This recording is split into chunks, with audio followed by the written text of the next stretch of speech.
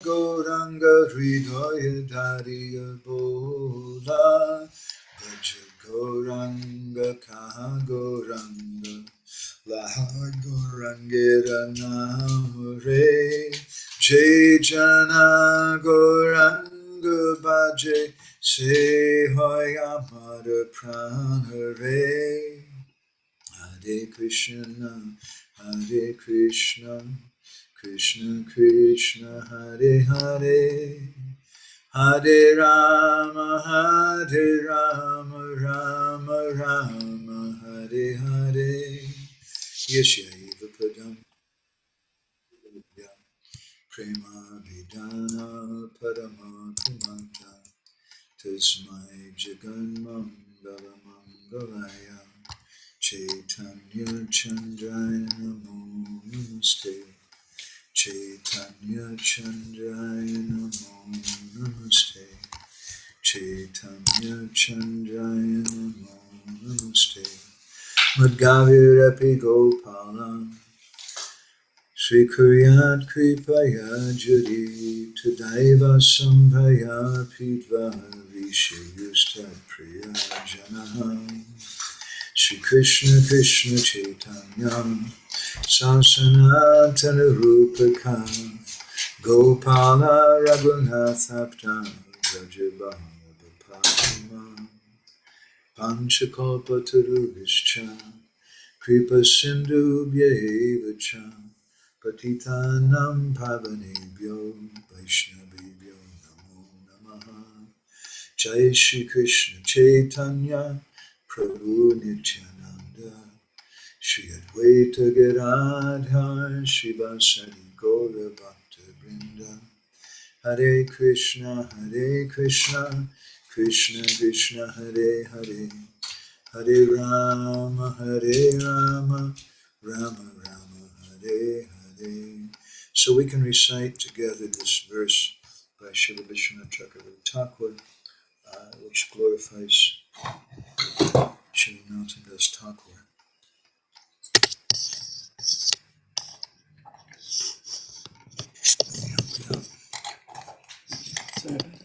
That's okay.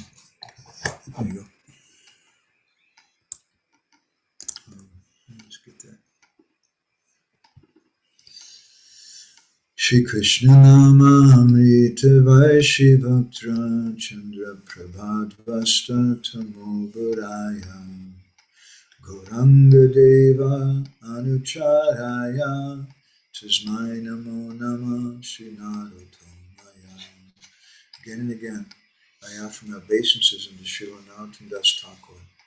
He is a true follower of Lord Gauranga Deva. The nectarian shower of the holy name of Krishna radiating from the moon of his mouth destroys the darkness of ignorance. So we're continuing with our discussion from Prema-bhakti-candrika. We have a couple of new persons here. Let me just say a word or two about Prema-bhakti-candrika. Probably the most famous comment is that Gorkishor's Babaji was once asked how to get Krishna Prema, and he said, oh, that's very easy. You just take a few paisa and go to the market and buy a copy of Prema-bhakti-candrika. Contrary to what sometimes devotees say, Gorkishor's Babaji could read, but he couldn't read Sanskrit. He was reading Bengali. So today we're on the 18th verse. In our last session, we read text 16 and 17 of the second section, and we were reading something about the mood of Hanuman. And the verse described Srinate Janakinate Chabeda Paramatmani Tatapi Mama Sarvasam Rama Kama Lochana. And Narottam Das Thakur quoted that verse spoken by Hanuman to illustrate how one should be nishta, should be fixed in their Ishtadev. And so he's continuing that mood in our session today. Let me put this verse on the board. Deva loka pitri lok payatara mahasuk sadhu sadhu bole anukshan jugalabha janajara premanande bhasitara triburanantara nichani. Those who worshipped Tribhuvana Tandira Nichani. Those who worship their divine lordship, Sri Sri Radha Krishna, float in the ocean of ecstatic love. And the inhabitants of all the three worlds worship such persons.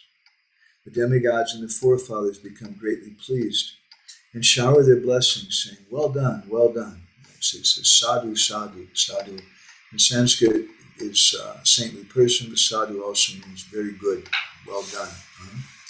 So Vishwanath Chakravarti Thakur raises this question, which I think for most of us is really, it seems very theoretical or irrelevant, that how are we supposed to, if we give up the worship of the demigods, and how are we going to repay our debts to the demigods, the sages, and the forefathers?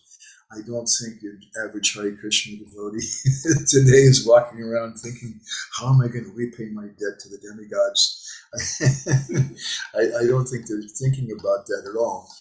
But nevertheless, I find some very relevant points in this for us, which I think, as we'll discuss, is in the mood of what Narottam Das Thakur is saying. So Vishwanath's explaining that Narottam, to take away that doubt, Narottam is saying here that if someone worships Krishna and they give up the worship of the demigods, they actually please the demigods and the forefathers. And Vishwanath Chakravarti Thakur, he says, Nityanti, Nitya means to dance. Nityanti pitara sarve, Nityanti cha pitamaha, madvamsi vaishnavo jata sa me trata bhavishyuti. He says that when our forefathers, the Pitris, when the different demigods and residents of Pitri Lok, they see us worshiping Krishna, they become ecstatic. And they become so ecstatic, they start dancing. Sarve Nityanti, they're all dancing. Chapita Mahal, along with the residents of Pita Lok, Madvamsi Vaishnavo Jata Sami Trata Bhavishyati. And they're saying that now there's a devotee, a Vaishnav, a devotee of Krishna born in our family, so he's going to deliver us. So Narottam Das Thakur, I think this is, my gosh, I haven't been counting, but I think this is maybe the fifth time from the beginning of Prema-bhakti-candrika where we hear some injunctions stating how we shouldn't worship the demigods. It must be something pretty serious, isn't it? It must be something which is very relevant for the readers. But then how is it relevant to us? I'd like to discuss that some today. First of all, in the 11th canto of the Bhagavatam, chapter 5, there's an important verse, a very famous verse, which is often quoted. Devarsi bhutapta nrinam pritrinam nakinkaro nayam rine chirajan sarvatmana yasaranam saranyam gato mukundam parihrityakartam. The verse is speaking about how if someone takes shelter of Krishna Mukunda, gato mukundam parihrityakartam, and parihritya means that they're giving up their karta, or their duties, their activities they're supposed to do. Devarsi bhutaptani nam pritrinam na kinkaro. Kinkaro means to be a debtor, or it means to be a servant. Rini means a debtor here. That if someone serves Krishna, then whatever debt you have, and we understand from Vedic literatures that everyone has a debt to the demigods. We could put this in a way we read in the West, in America anyway. We used to pray every day that, "Oh Lord, give us our daily bread." That's like a prayer to the demigods, where you're praying to some force beyond you that you please feed us and please take care of us. And we have some debt to the demigods for sunshine, for rain, for air, for gravity, for everything that's here in this world. We have some debt to the Pitris, our forefathers, because they gave birth to our forefathers in this family. We have debt to the sages, to the rishis, who have given us the Vedic literatures and guidance how we can make advancement. And everyone should pay some debt to them.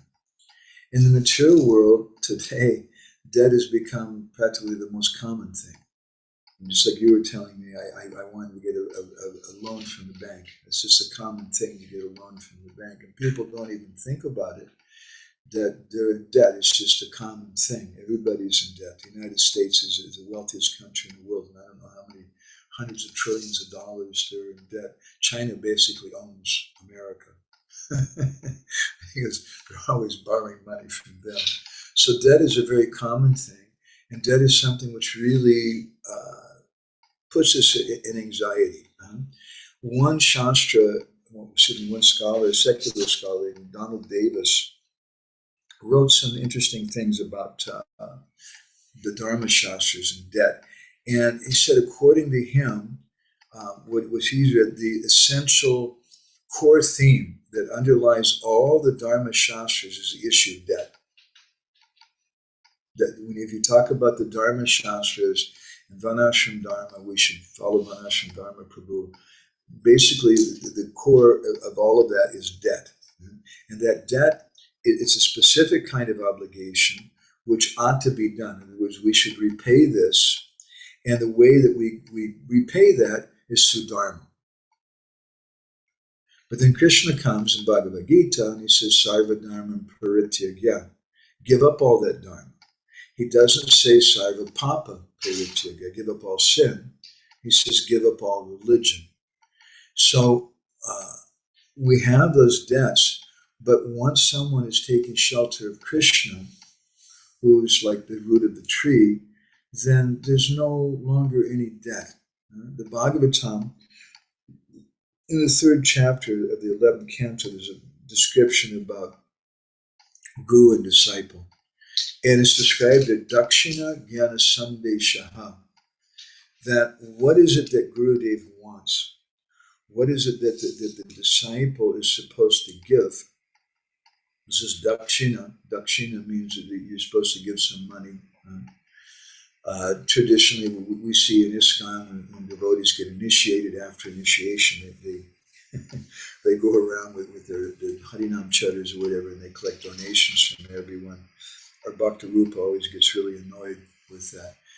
You're not supposed to do that. You're not supposed to go to senior devotees who are godbrothers of your guru and beg money. That's really low class. But devotees just don't know sometimes, I think, anyway. But the real dakshina that Gurudev wants is not money, rather it's jnana sandesha. He wants someone who's looking for spiritual knowledge. That's what my Guru Maharaj used to often quote this verse from Gopal Champu, from the 1st section, chapter 33. Jiva Goswami speaks about 7 types of persons who bring pain to the heart. And I'd like to share that with you. I put it on the screen. It's a really beautiful verse. Nipo Nahari Sevitavaya Krit. Excuse me. Nipo Nahari Sevitavaya Kriti Nahaya Paka. Kavir Nahari Vanaka Shriti Guru Nahaya Shritaha. Guni Nahari Tatpara. Sadhasadirna Krishna Shrayaham Sana Braja Rama Nugasravidi Sapta Solyanime. It says that there are 7 people who bring pain to the heart. The first is Nripo Nahari Sevita, someone who's a king, but Nahari Sevita, he doesn't worship Krishna. Vyaya Kriti Nahaya Arpika, someone who's a miser, but they don't give, they're collecting so much money, but they don't offer anything to the Lord. Haya Arpika, Arpana means to offer something. Nahaya Arpika. Kavir Nahari Varnaka, he may be a kavi, a poet, but Nahari Varnaka, he doesn't write any poems for Krishna. Shrita Guru Nahari Ashritaha. someone is taking shelter, Shrita, of the Guru, but they're not taking shelter of Krishna. They're not doing Krishna bhajan. They're just taking shelter of Guru. They have official initiation. That person is like a spear in the heart. Guni nahari tat para. Someone who's a guni. Guni means someone who has good qualities, but nahari tat para. They're not really very interested in serving Krishna. Sadasadir, not Krishnashraya. Someone who's Sadasadir, he has good intelligence, but not Krishnashraya. He doesn't take shelter of Krishna. Sana Brajarama Nugaha. Someone, the same person who he may surrender, but he doesn't become an anuga or a follower of the Brajramanis, the gopis of Vrindavan.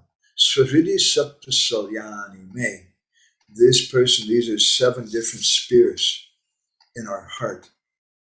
So what is the value of those persons? On the other hand, if we're taking shelter of Krishna, then there's no question that we have no debt, and we should understand that. Tate Krishna Bhaji Guru, Kore Guru Seva. I get quoted that practically every class. That our Guru Seva is our Krishna Bhajan. Our Krishna Bhajan is our Guru Seva. If we're doing that thing, then we've taken care of everything. Rupa Goswami in his Prajavali, he explains it. Vichayani, Vicharyani, Vichintyani, Puna Punaha. Kripanasya Jananiva Tvannamani Bhavantu Naha.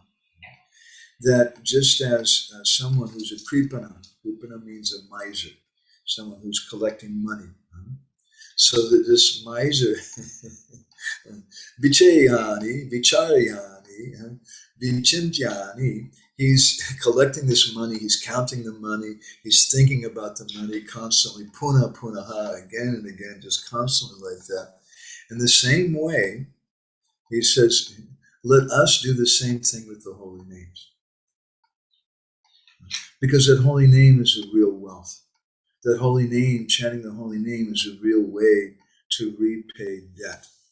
And if someone is chanting the holy name, then all the demigods become ecstatic. And although not everyone appreciates it externally, if a devotee is sincerely taking shelter of Radha and Krishna, then also everybody appreciates it. Let's look a little more again at this verse. Deva loka pitri loka payatara mahashuk. That the residents of Deva Loka and the Pitris, that they become ecstatic, Narottam says. When Mahasuk, they're so happy, they're saying sadhu, sadhu, bulli, anukshana. They're always calling out sadhu, sadhu, and they see someone who is doing Radha Krishna bhajan. So, again and again, Narottam Das Thakur speaks about the devas. Why is he speaking about the devas? Well, in Vedic culture, it's very important that we give respect to wherever we get something. To show gratitude is the essence of relationships. If you think about it, all relationships are based on gratitude. We should appreciate when your wife cooks something for you, you say thank you. Not just sit there, yeah, well, it's about time. 20 minutes late, or this or that. We should be grateful of whatever we get. And that gratitude is the essence of our relationships. So those persons who maintain us, those persons who are like our father, and we know there are different fathers according to Vedic literature, and one of them is the person who maintains us. That person who maintains us, that person who gives us good instructions, those are demigods. Demigods are persons who are in charge of religion. Indra, as we often comment, is like the GBC of the universe. That's his business. It's the same business as the GBC, to organize the chanting of the holy name, to organize religious activities and things. And just as we should give respect to the GBC, we should give respect to Indra. But, vice versa. So we give respect to Indra, we should give respect to the GBC. And Bhaktivinoda Thakur in Chaitanya Siksamrita, he says that it's an offense for devotees to disregard the demigods. So we're not very conscious of the devatas in our life. Maybe a few devotees who are born in India, but even most of our friends that I see in India, nobody's doing stuff like that. They don't really care. It's just not something which is real or practical for them. But we do have demigods in our lives in the form of temple presidents and leaders in the institution. As we comment sometimes, recently we were discussing how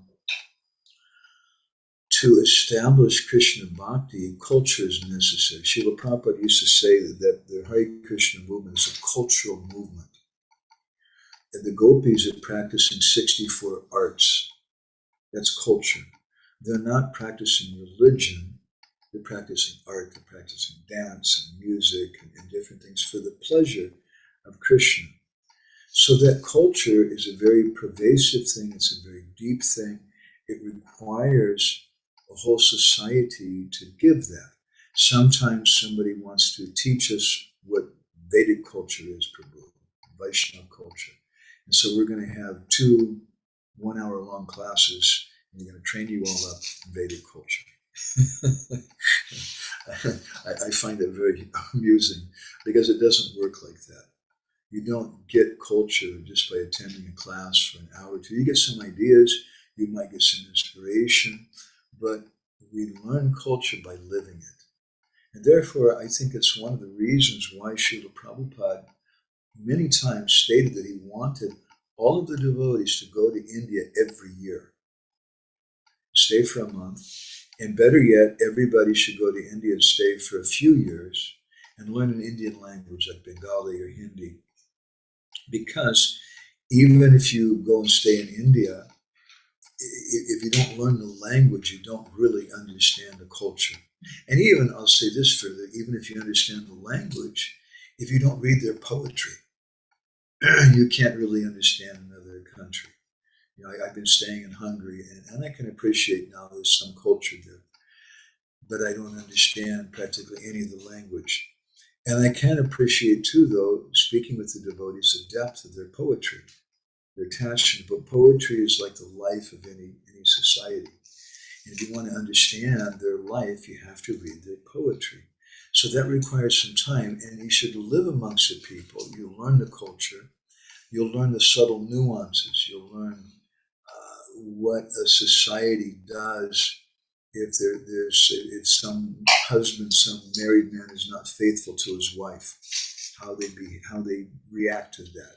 Some cultures they may beat that person. There's different things that they may fine him. I think there's some statements in Manu Samhita like that the person gets a fine. There's different ways that the culture deals with it.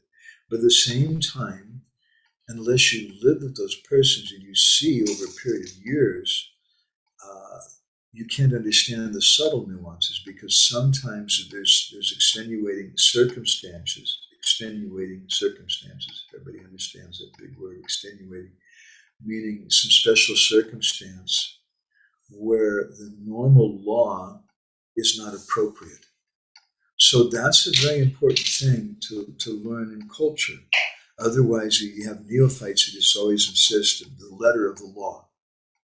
But persons who are wise, older people in a society, they understand that they see the spirit of the law. So if we want to learn a culture and the rules and mood of a culture, it takes some time.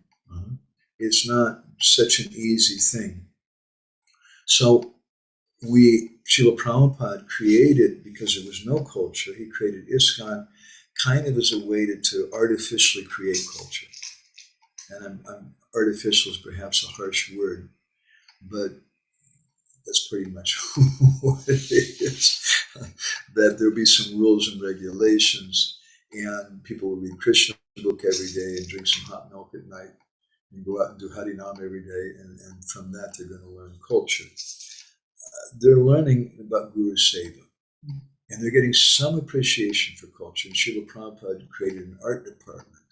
And Srila Prabhupada wanted devotees to become expert kirtaniyas. And Srila Prabhupada in Los Angeles created the Fate Museum, where they would make sculptures and dolls and things. Prabhupada wanted some deep culture. He wanted drama very much in things. But those things take some time. And the problem comes with the devatas. We see in the case of Indra, that Indra became very proud. And Jiva Goswami and Gopal Champu says that Krishna became angry with Indra because he saw that Indra was demanding worship from the Brijbasis. And Krishna was thinking to himself, the Brijbasis, these are my family members. These are my intimate friends. They're millions of times greater devotees than this Indra.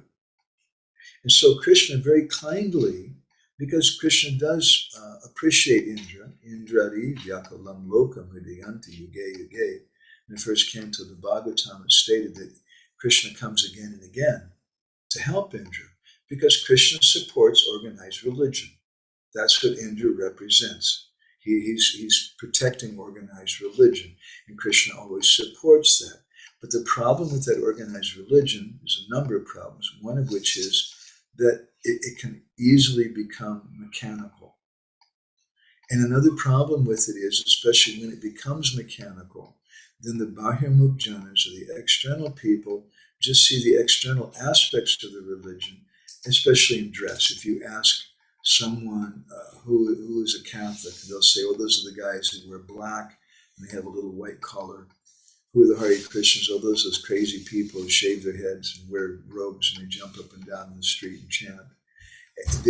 We see things externally. Who are the Jewish people? Those are the guys that have those funny hats on their head. We tend to be Bahirmukh janas and see externally. And also the followers of religion also tend to become external persons. But we should understand what it really means to be a sadhu.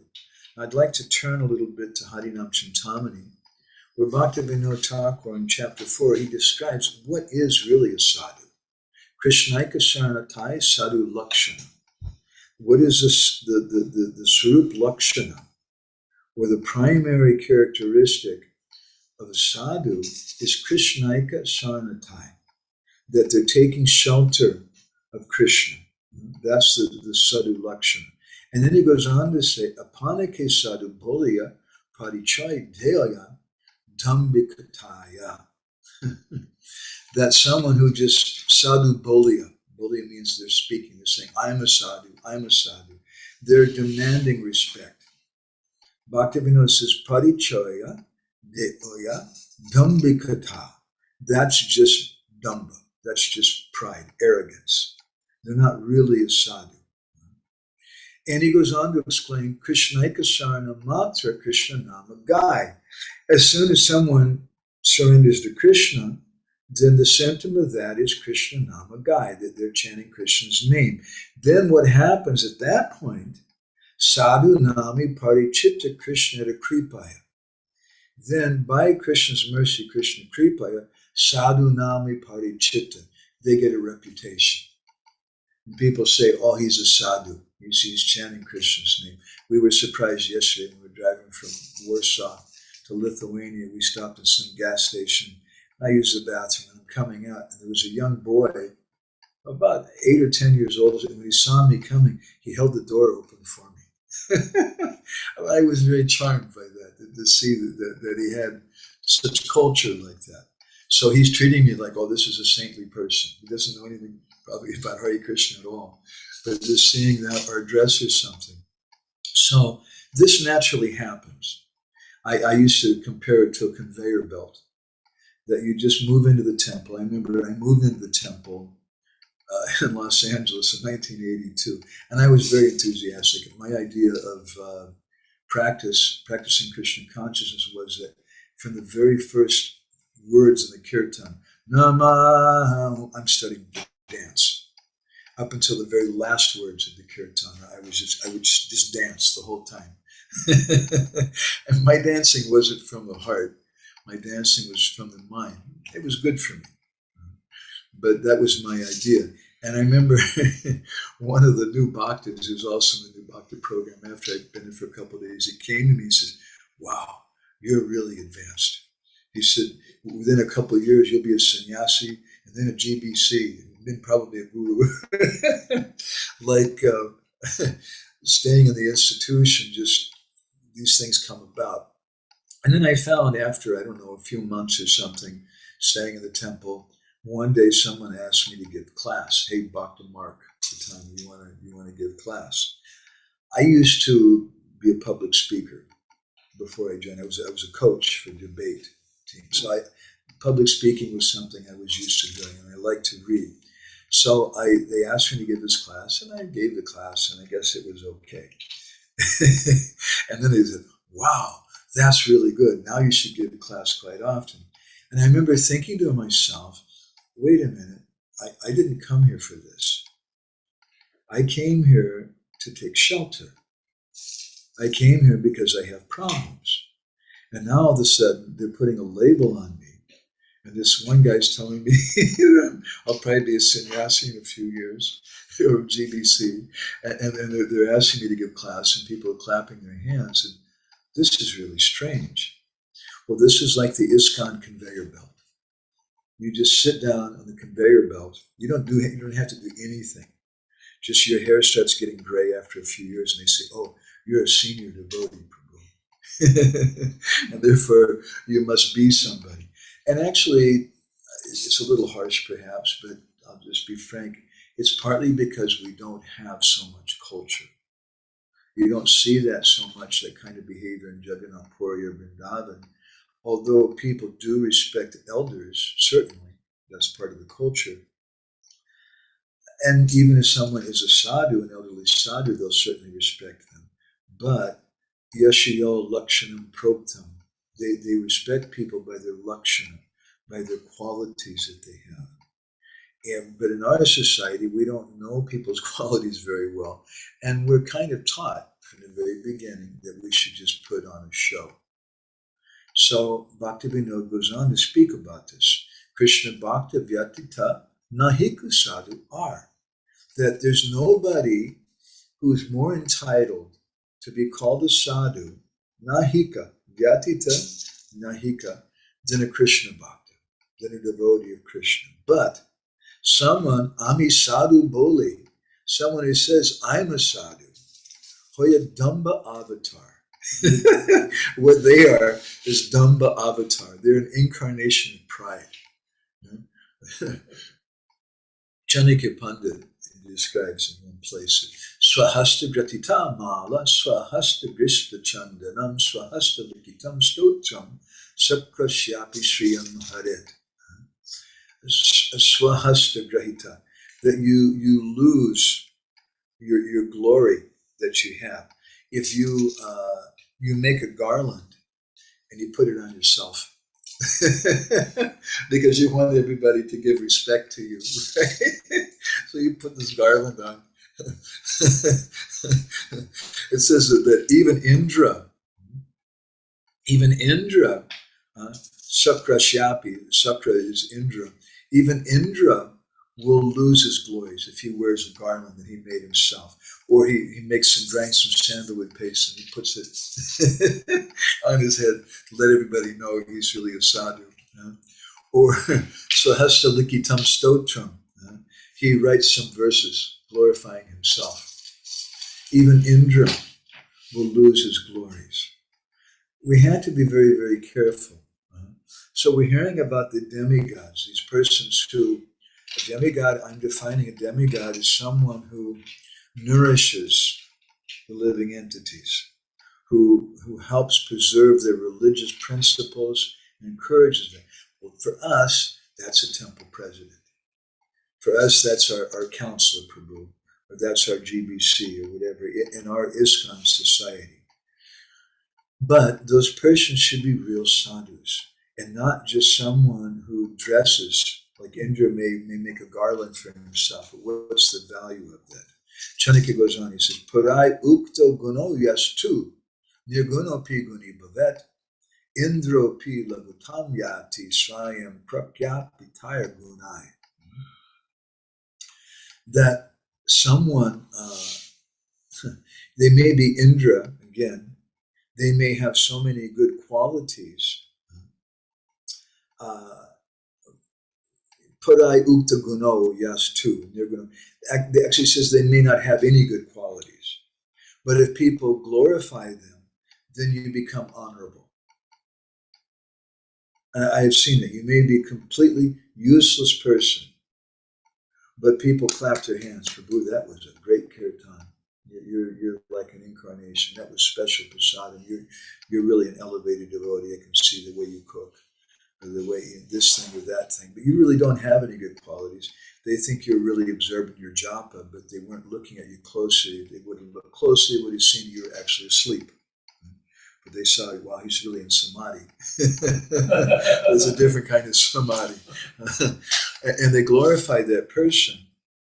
Candrika says that even though they don't have any good qualities, they become honorable. But what is that honor? This is like the honor of the devatas, or the honor of the temple president. So our Prabhupada said in one lecture, he said that just as Krishna has his different Mahajans, so also we have our Mahajans who are the GBC. And he said, but they should be very careful, just as Yamaraj committed some offense. That's a long story. And because he committed offense, he had to take birth as Vidura. He had to take birth as a Sudra. And so Prabhupada said in the same way, our leaders, they're like our GBCs, they're like demigods. But they should be very careful. If they make some mistake, they may take birth as a cat or a dog again. And we can laugh at that. I find it very distasteful, very shallow to make fun of the leaders like I'm something greater than them. If it happens to the leaders, and what to speak of someone like myself, we become so proud over nothing. So Candrika goes on to say that someone who has so many virtues, they're like an Indra, but pi lagutam yati swayam prakyapitaya gunai. If they praise themselves, then again they become a lagu. People may say, oh, they're a guru. But if they go around telling people, yeah, I have a lot of disciples, and my disciples, they're doing this and that, and speaking about their own glories, Candrika Pandit says that person they'll become dishonorable if they speak about that. So we have to be very, very careful. I want to go over something that we speak about quite often recently, because it's just so relevant for this. This is a talk that Srila Prabhupada gave in 1976 in Mauritius. Just recently I was speaking about this in New Eka Chakra. Prabhupada was giving a talk before the president of the country, and he said then that Vedic society, let me see if I can put this on the screen.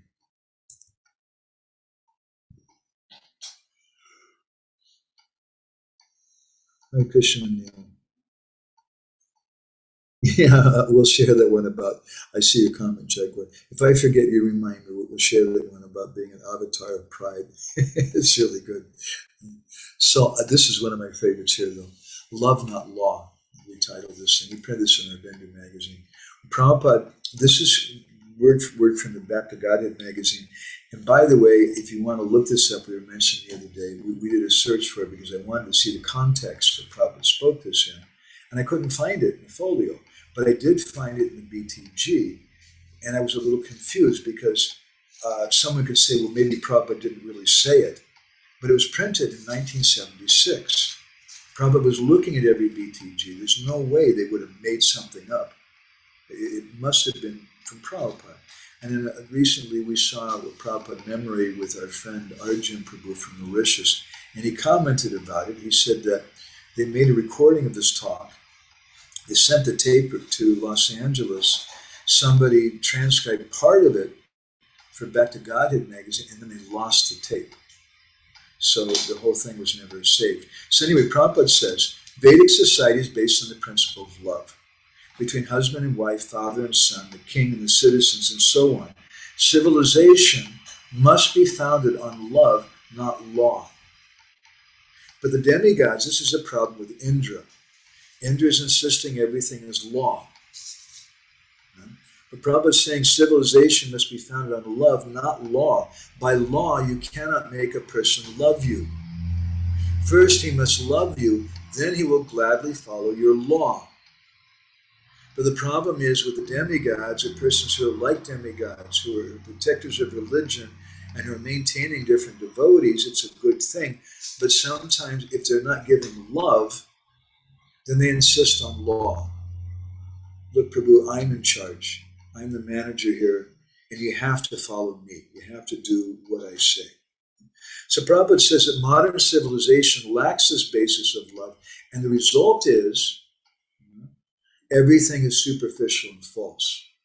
Amongst our devotees also, if we lack the basis of love, and everything is just based on law, and you're a great demigod, Prabhu, please accept my obeisances.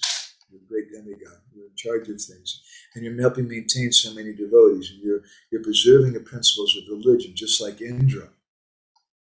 But if you insist that people follow you, like Indra insisted that the Brijbasis must worship him on the basis of law, not on the basis of love, then he fell down from that position. Krishna had to chastise him. The Prabhupada says, but if devotion to Krishna is made the basic principle, then people will be happy. So this is a principle of Srila Prabhupada. This is a principle of Vaishnavas. There's a couple of beautiful comments from Srila Prabhupada I can share with you. The first is a morning walk from Perth, Australia, where Prabhupada was trying to instruct some of his senior devotees about what's happening in the movement. Prabhupada said, we are giving Krishna consciousness. That is loving. That's real love. We're giving someone eternal life, eternal bliss. Unless we love them, why are we taking so much trouble? The preacher must love the people. Otherwise, why is he taking this trouble? He can do it for himself at home. Why is he taking trouble? He said, why at the age of 80 have I come here if I don't have love? Who can love better than a preacher? A preacher loves even the animals. Therefore, they're preaching, don't take meat. These rascals don't love the animals. They're eating the animals. They love their country, that's all. But nobody really loves. I'm inserting a word or two here and there to make things a little more clear. You can see the screen. Prabhupada said it is simply sense gratification. If somebody really loves, he's Krishna conscious. That's all. Everyone else are all rascals after their own sense gratification. They put up a signboard, I love everybody. That's their business. And the fools are accepting, oh, this man is very philanthropic. But he doesn't love anybody. He loves only his senses, that's all. He's a servant of the senses. Prabhupada said, why, at the age of 80, if I come here, if I do not have love? So this is the basis of our movement. And Narottam Das Thakur basically is telling us here that even someone's a demigod and you feel this obligation. It's a common thing. I don't see devotees feeling obligation to the demigods, but I do see devotees feeling obligation to the GBC and the temple presidents. Prabhu, he helped me from the very beginning. He showed me which hand to eat with, and they gave me these rules and things, and they took care of me like a baby. We feel a debt there. But Narottam Das Thakur is saying here, you don't have a debt. You have a debt, but you don't. You have a debt, certainly. You have a very serious debt for someone who's given you Krishna consciousness. But if you're worshiping Radha Krishna, even if the temple president tells you not to, you should only worship Lord Narayan or Lord Vishnu or whatever it is. But if you're worshiping Radha Krishna, then you're pouring water on the root of the tree. The Chaitanya Mahaprabhu and all of our acharyas, they appreciate that. Prabhupada was described by Guru Das Prabhu in his book by his example. He said that Prabhupada said one day, Krishna gives mercy to everyone equally. They were on the train leaving Kurukshetra station. And Prabhupada said, Krishna pours rain on the stones and oceans, even though they don't need it. Krishna is so merciful. And he said, I also distribute my mercy equally. I love all my disciples. If some devotee thinks he's favored over another by me, it is because he or she has done something, some good service, so I encourage them. However, I love all my disciples equally, even if they don't know it. To push on the movement, Srila Prabhupada had to give more attention to the devotees who were accomplishing something, to encourage everybody to accomplish something. But what's real accomplishment? Someone who's chanting japa with sincerity, that's the greatest accomplishment. I remember my Guru Maharaj also, he would encourage different devotees who were doing big services and things. But I remember once I was going to see him and I was standing behind a column. He couldn't see me. And there was another devotee there. It was a very, very simple devotee. He wasn't a big devotee. He was a pujari. And this particular pujari was just always serving, cooking, taking care of the devotees, never complaining, just always serving in the background and never pushed himself forward, was not a big person or anything. And Guru Maharaj saw him coming. And Guru Maharaj looked around all different directions to see if anybody was there. He didn't see anybody. I was hiding behind a column. And Guru Maharaj grabbed that devotee and embraced him and showed some affection for him that I hadn't seen. So Guru loves everyone. Prabhupada said, I love everyone equally. But if someone has done something, some good service, I encourage them. But what is the best service? This is what Narottam Das Thakur is speaking about in this verse today. We should understand the best service is when someone worships Radha and Krishna. So when Radha and Krishna worshipped, when Radha and Krishna are brought together, Narottam Das Thakur, who famously sings, Radha Krishna Pranamor Yugala Kishore, Jivane Marani Gati Arnahi More. That bringing Radha and Krishna together, Yugala Kishore means when we're bringing them together. Bringing Radha and Krishna together is my life. Jivane Marani Gati Arnahi More. I don't have any other goal in life or in death. That's my only goal, to bring Radha and Krishna together. So when Radha and Krishna together, we hear that all the Brijbasis are happy. When Radha and Krishna are united together, the whole universe becomes joyous and ecstatic. When someone begins worshipping Radha Krishna, then Narottam Das Thakur is saying here, Sadhu Sadhu Bholi Anukshana. All the demigods and pitris, they're all saying Sadhu Sadhu. They're all very, very ecstatic. So such a very, very important principle. We should have full faith in that. Sometimes we don't have full faith and we think, oh, that my purpose is that I have to clean the temple room, I have to collect money. We should clean the temple room, but we clean the temple room because it's pleasing to Srila Prabhupada. We collect money because it's pleasing. We collect money, we clean the temple room ultimately because it's pleasing to Radha and Krishna. That's our purpose. But Premananda Das, in his Manasiksha, he sings a very beautiful song I want to share with everybody. Oreman etodo buji barbula, kohicho vedada par, kohicho nisada char, baba deki apanada mula. Aremana, he said, my dear mind, Aremana, hey, my mind, Toda buji barabula, you don't understand. Kahicho vedada para, kohicho nisi sadachar. You think that you're such an advanced devotee because you're doing some Sankirtan or something. You think that I'm beyond the Vedic rules and regulations. He says, Bhava deki apanara mula. This is your mula. This is your root attitude. You become so proud because you're doing a little something. Mukti ke aishvarja boli durite dihacho feli ingite bujaho ehi tattva.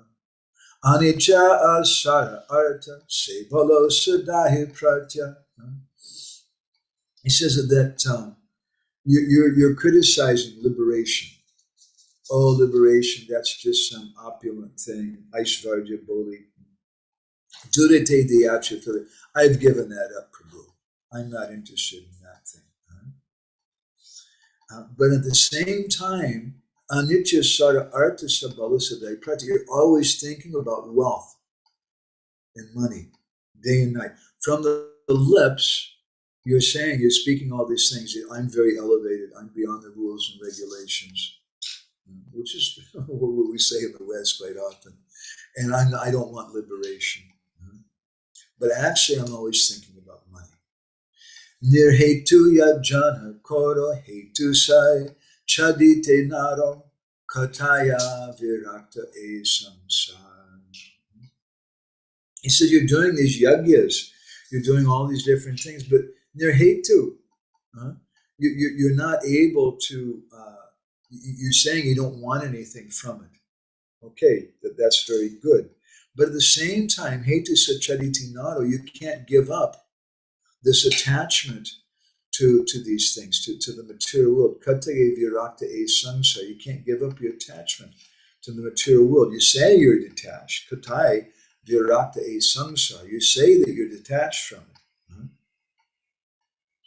But you're thinking that this I have this bhakti, I'm such a great person, I'm a demigod. And I'm able to save everybody. Sarva sabaliya yache diti eka bhattatar sachaliya koho apana.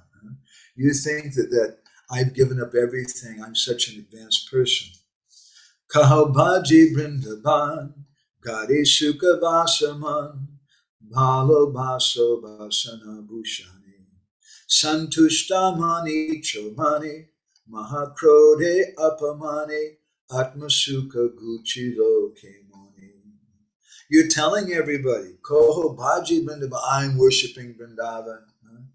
But Gari Sukha Vasaman, you're just staying in your grihastha life. You're just staying in a very comfortable situation. And Palo Basa Basana Bhushani, you love all I love my house, I'm very comfortable, I like my kitchen, I like having my nice food. This is my life. Prema-bhakti-candrika is singing. Santushta manichamani mahakrodi apamani. When someone manichamani, when someone praises me, then santushta, I become very happy. Prabhu, that was a nice class. Yes, but mahakrodi apamani, if someone criticizes, what are you saying this for? Who do you think you are? I become very, very angry. Atmasukha guchila kimoni. How is it that you're destroying your soul? You're acting like a great devotee, but really you're just destroying yourself. Kohicho gopira dharma, ke bujicho taramarma, swabhava chadite narotile, dekiya payocha suk, prakriti bhagini muk, sarvatma sahiti jehi gile. You're going around telling everybody, Prabhu, I'm following the gopis. I'm in the gopi bhav. But he says, Kibuji Jatara Marma, what do you understand of it? We're just doing it something with the lips. Swabhava Chariti Nado Tile. And we can't, our swabhav, our inner nature, we can't give up even a tiny bit of it. Tile means a sesame seed. Not even one sesame seed of that can I give up. Dekiya Payacha Suk. When I see a beautiful woman, when I see a nice sunrise, I see a nice forest walk, I get happiness from that thing. In this way, Prakrita Bhagini Muk, I'm being devoured by this tigress of material nature. Sarvatma Sahiti Jagili. And I'm being swallowed alive by that tigress. Although it looks like I'm practicing some kind of bhajan or something. Kohe suno premananda vicharile sabadanda kohile sunile kile hoy. Narottam Das Thakur says, just think about it. Vicharile sabdhanga. Kohile Shinidi Kibohoy. You're just completely confused. You don't understand anything. You're putting on this big, big show. This is like the demigods. We're making some show of religion and trying to nourish people in that way. That's a good thing. But if it's just a show, then what's the benefit of it? Huh? Hari Hari Avirata Koho E Prema-bhakti. You're always going around chanting Hare Krishna everywhere and advertising how I'm on the path of prema, on the path of love. So I should be purified of all my impurities, but I'm not. What's going on? Why am I not becoming purified of these things? Because I'm attached to this pride. And this pride is a very, very bad thing. Srila Prabhupada described in one conversation in Los Angeles, unnecessary pride is very bad. Oh, I become very advanced in Krishna consciousness. That we should never think. Give up that pride. Give up feeling like you have a debt to the demigods. And part of the debt is that I have to become a demigod. I have to also play the game, the name game, and become a big, big. Just worship Radha Krishna. If we worship Radha Krishna, everything is satisfied. In the Manasamhita, there's an interesting verse. Samana Brahmano Nityam Udi Jet Vishadiva Amritashyeva Chapkam Shed Avamanashasarvada Sukham Yavamata Sete Sukham Chapati Buddhite Sukham Chariti Loke Smin Avamanta Vanashiti. That a Brahman, Samana Brahmano Nityam, throughout his life, he should always consider Udijet Visha Eva. Udijet, some prestige, some people glorifying him to be Bisha or poison. A wise person, a Brahman, when someone wants to come and glorify us, we should think this is poison. Huh? And on the other hand, if someone's going to criticize me, that's Amrit, that's nectar, Prabhu. That's a very good thing because it'll smash my false ego. Sukham yavamata sete sukham chapati buddhite sukham chariti loke smin avamanta vinashiti. If we can tolerate our dishonor, when someone criticizes us, then we'll have real sukh, we'll have real happiness. We won't be agitated, we'll be able to sleep happily, we'll move around happily. And the person who criticizes us, that person will suffer in this life and in the next life. That person, the critic, will take our karma. So Srila Prabhupada spoke so many things about this, about how we shouldn't have any desire for our own pride. In Nectar Devotion, Prabhupada says, anyone who has any desire, any aspiration for satisfying his senses by becoming more and more important, either in the material sense or in the spiritual sense, cannot actually relish the really sweet taste of devotional service. If we just want to become a demigod, if we just want some position, we're going to miss out on the real nectar. It doesn't mean that we shouldn't do those services. We should, but we should do them in a humble way and not be envious. I'm going to share a few other things with you from Srila Prabhupada. This is from a lecture Prabhupada gave in New Vrindavan in 1976. Prabhupada said, a devotee is never envious of another devotee. If someone's envious of another devotee, he's not a devotee. Tadadinishu maitri. We should, tadadinishu, this is the symptoms of a madhyam adhikari. Prema maitri kipopeksha yakoroti samadhyama. That tadadinishu, they love the devotees. Maitri, they make friends with them. Prabhupada said, one who is a devotee, we have to make friendship with them. How can we hate them? It's not our business. We have to love devotees, not try to insist on people following the law. When someone just insists on the law, that's the attitude of a demigod who, like Indra, simply wants to insist that the Brijbasis worship him. I'd like to finish with sharing 5 verses with you, beautiful verses, which if somebody wants, I can also share in our chat, which are from the Sanat Kumar Samhita, which illustrate the attitude a devotee should have. Samsara sagaranato putra mitra griha kulat goptaro me yuvam eva prapanad bhayabhanjano. This is how we should pray. And if we pray like this, bhayabhanjano, then our fear will be broken apart. My dear Radha Krishna, samsara sagaranata, please rescue me from the samsara saga, the ocean of birth and death. Please rescue me from all these problems that come from living in the temple. All the problems, putra, mitra, griha, kulat, the problems that come from community, that come from having children and friends and in a home and these things. Please accept me, goptaro me yuvameva, as a surrendered devotee. And please protect me and break these fears.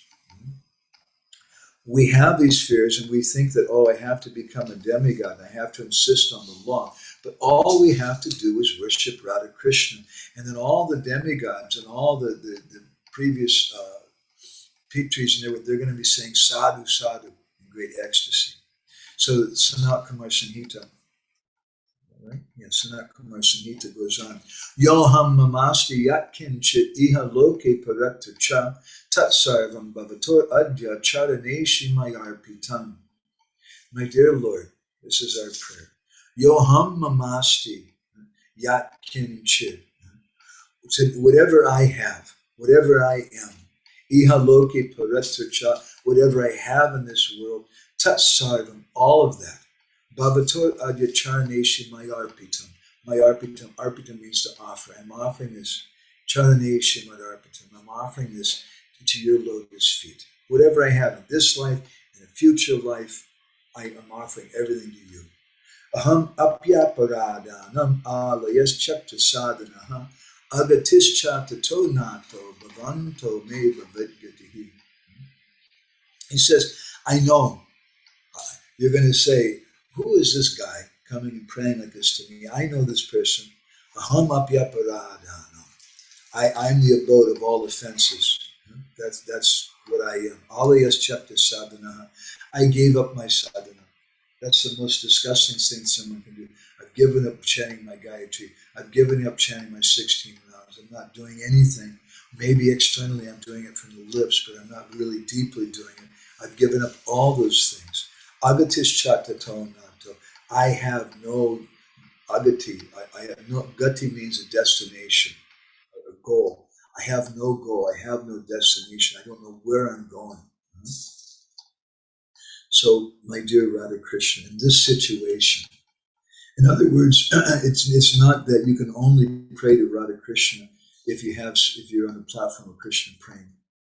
If you've freed yourself from all the Narottam Prabhu, you've worshipped Hanuman for so long, you've worshipped, I think, Lord Vishnu, now that you're allowed to worship Radha Krishna. He says, no, I'm an aparadi. I don't have any sadhana. I don't have anything, but still I'm praying to Radha Krishna. Tavasti radhika nata karmana manasa gira Krishna kanti devaivasmi yuvameva gatir mama. And he prays to Krishna. How does he pray to Krishna? Oh Krishna, you're Radhika Nath. You're the Lord of Radharani. Karmana manasa gira. I'm yours. Let me give whatever I do. Let me give my mind to you. Let me give my words to you. Whatever I have. Hey Krishna Kante. Krishna Kanti is Radharani. Krishna is Radhika Nath. He's the Lord of Radharani. And Radharani is Krishna Kanta. She's the beloved of Krishna. The two of you, Tavai Vasmi Yuvameva Gatir Mama. You're the only goal that I have. I don't care about demigods. I don't care if I am a demigod. This should be our attitude. And if we have this attitude, in sadhu sadhu bodhi, then all the demigods and everyone becomes ecstatic. And he finishes prayers, 2 more verses inside. Saranam vam prapano smi karuna nikarakaro prasadam kurutam dasham mayi dushdeya paradini. You too, why am I'm taking shelter of you because karuna nikarako. You're both oceans of mercy. So I surrender to you. Please be merciful. Prasadam krutam. Be merciful to me. Please engage me. Dashan mai dushti aparadhan. This, I'm an offender. I'm a sinner. Please engage me in your service. And then it's described in the Sanat Kumar Samhita. Ityevam japatam nityam gantavyam padupanchakam achararivatadasham ichati chita muni satama. That anybody who desires to get the direct service of Sri Sri Radha and Krishna, they should daily recite these 5 verses. This is our goal. This is the goal that all of our acharyas repeatedly instruct. But when we become caught up with external things like Indra does, at the time of Indra Puja, then we start insisting, I want to be a demigod. People should respect me. People should respect other devotees. I'm going to stop this for a minute. I'm going to use the bathroom. And I'll come right out and we can continue. So I'd like to ask the devotees when I come back if we can have some discussion. And then we'll finish things. I've got about 40 minutes before I have another meeting, so I'll have to be a little quick with that.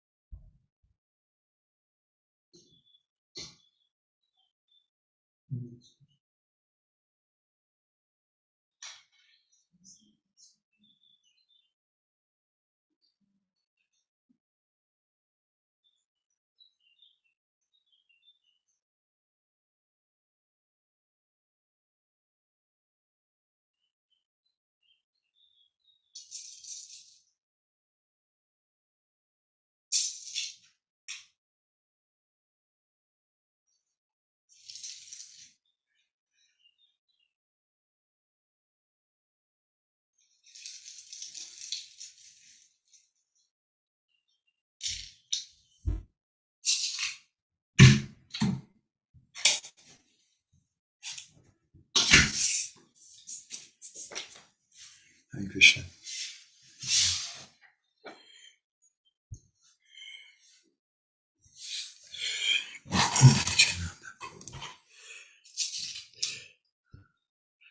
Hare Krishna. So, Natalia, would you like to share anything with us today? Any impressions about anything? Can we see you? Yes. Hare Krishna, thank you very much. Krishna, Thank you very much. The whole lecture, I was thinking, I don't know any other way. Do I worship Radha Krishna or not if I don't worship devotees who worship Radha and Krishna, and they live in temple and they do. But we should understand it's not just the external thing, and we should definitely give respect. That respect is always there, but sometimes we're taught erroneously, like Indra was teaching the residents of Vrindavan, that you must all worship me because I'm maintaining all of you and because I'm a religious leader. But we don't have to do that. We have to see the essence of everything is to worship Radha Krishna. And even if sometimes we see people like Indra wanting to discourage them, the Brijbasis, from worshiping Krishna and wanting it to accept worship for themselves, we should be careful. We should be careful of doing it ourselves. Sometimes with our children, you may be doing it. You should give more respect to me. But more important than giving respect to you, you should be happy if you see your children are worshiping Radha Krishna. That's even more important than giving respect to their parents. That is real respect to their parents, isn't it? Thank you, Natalia. That would be wonderful. Just the best which I can see from them. Radha Jivan Gopal Prabhu, the servant of the person who is the life of Gopal, who's Radharani. Do you have anything you want to share? Yeah, towards the beginning of the class, there's one point that you mentioned that gratitude is the essence of relationships. I really appreciate that. And then I have a question regarding Guru Seva. whether that's Vapu or Vani Seva. And my question pertaining to that is what are the differences and similarities between the Vapu and Vani that one performs on like the Bama Lila, like Bama planet, versus on, in the spiritual world? Well, we perform services here to prepare ourselves to do service in the spiritual world. Sometimes we look for some connection between the two. I once asked my Guru Maharaj that when Sadguru gives instructions to the disciple, are those instructions in this material world a reflection of their Nitya Seva in the spiritual world? And he said no. I would imagine maybe sometimes, as in the case of Narottam Das Thakur, who was cooking for Radha Krishna and burned his hands. In the spiritual world, I can't remember his name in the spiritual world, but he is a Saki Manjari. His service is to prepare hot milk for Radha and Krishna. As far as Vapu and Vani goes, Jiva Goswami speaks about this quite a bit in Bhakti Sandarbha, and it's not as simplistic as we sometimes think. Srila Prabhupada gave great stress on Vani. And Vani is the heart of the disciple. If a disciple only serves the body of the Guru, but doesn't serve the Vani of the mission of the Guru, the instructions of the Guru, then he's useless. What value is that person? But that doesn't mean that Vapu Seva has no value.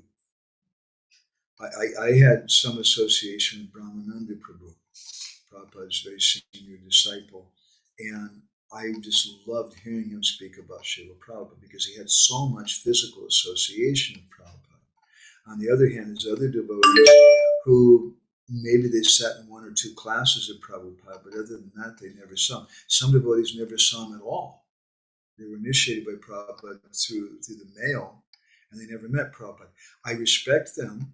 I love them. I appreciate their realizations about Srila Prabhupada, which come through their service to Prabhupada, but it's not the same.